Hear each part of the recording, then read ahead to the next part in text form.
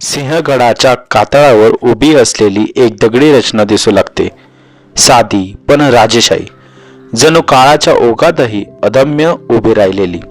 ही त्या राजाची समाधी जो मृत्यूच्या छायेतही मराठा साम्राज्याचा दिवा विझू न देणारा योद्धा होता, श्रीमंत छत्रपती राजाराम महाराज. मोगलांची लाखो सैन्य महाराष्ट्रभर धुमाकूळ घालत असताना सुद्धा मराठ्यांच्या उरात नवीन जोश, नवी आशा निर्माण करणारा फक्त एकच पुरुष होता, श्रीमंत छत्रपती राजाराम महाराज. राज्य उद्ध्वस्त करण्याचा शत्रूंचा डाव असतानाही त्यांनी मावळ्यांच्या मनामध्ये आत्मविश्वास पेटत ठेवला. सन 1700 साली त्या दिवशी सिंहगडाने पाहिले मराठा साम्राज्याचा दुसरा छत्रपती दुःख, लढाई, संघर्षाने थकलेला, पण मनाने अजूनही सिंहासारखा प्रखर.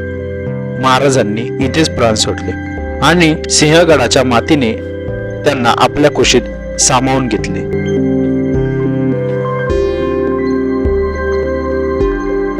सिंहगडाच्या चारही बाजूने अवाढव्य नैसर्गिक साधन संपत्ती आपल्याला बघायला मिळते. या नैसर्गिक साधन संपत्तीमध्ये आपल्याला रानफुलांची झाडे तसेच अवाढव्य कित्येक वर्ष जुनी आपल्याला वृक्ष बघायला मिळतात.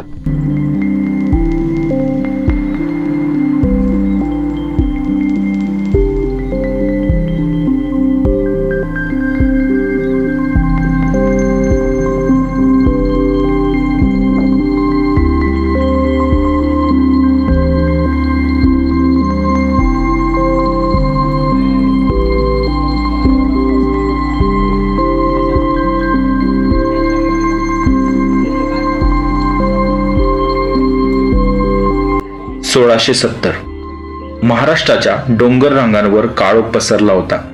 थंड वाऱ्यातही सिंहगडाच्या कड्यांवर एक वेगळी जळजळ निर्माण झाली होती, कारण त्या रात्री ठरणार होता इतिहासाचा निर्णय. छत्रपती शिवाजी महाराजांनी एकच आज्ञा दिली होती, सिंहगड परत हवा. पण मुघलांनी गड संपूर्ण बाजूने काबीज केला होता.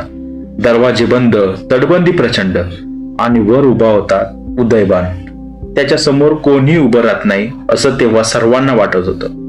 पण सिंहगडासाठी पुढे आले तानाजी मालुसरे. घरात लग्नाची तयारी, दिवे लावलेले, पण तानाजींचं मन एका वेगळ्याच रणात होतं. आधी लग्न की आधी गड, असा सवाल झाला आणि तानाजींचे शब्द आकाशात घुमले. आधी गड. रात्र अंधार, वारा जोरात आणि मावळे कड्यावर चढतायत, हातात तलवार, हृदयात छत्रपती शिवाजी महाराजांचा शब्द. आणि सुरू झाला मराठ्यांचा हल्ला. किल्ल्यावर पोचतात जमीन हल्ली. तलवारींचा आवाज आकाशात घुमला. तानाजी आणि उदयबान समोरासमोर.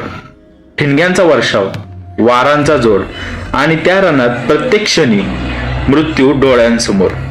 तानाजींची ढाल निघून गेली, पण ते थांबले नाहीत. त्यांनी कमरेच्या शेल्याला ढाल बनवलं आणि उदयबानावर झेप घेतली. वार, प्रतिकार आणि शेवटी उदयबान कोसळला. सिंहगड मराठ्यांच्या हातात आला, पण सिंह हरवला. तानाजी रणभूमीवर पडले. मावळ्यांनी बातमी दिली तेव्हा शिवरायांची नजर पाणावली. गड आला, पण सिंह गेला.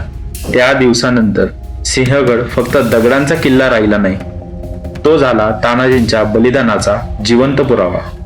आजही जेव्हा आपण या कड्यावर उभे राहतो, तेव्हा वाऱ्याचा कानात एकच आवाज घुमतो, हर हर महादेव, हर हर महादेव. कारण सिंहगडाची लढाई संपली असेल, पण त्या पराक्रमाची गाथा आजही जिवंत आहे.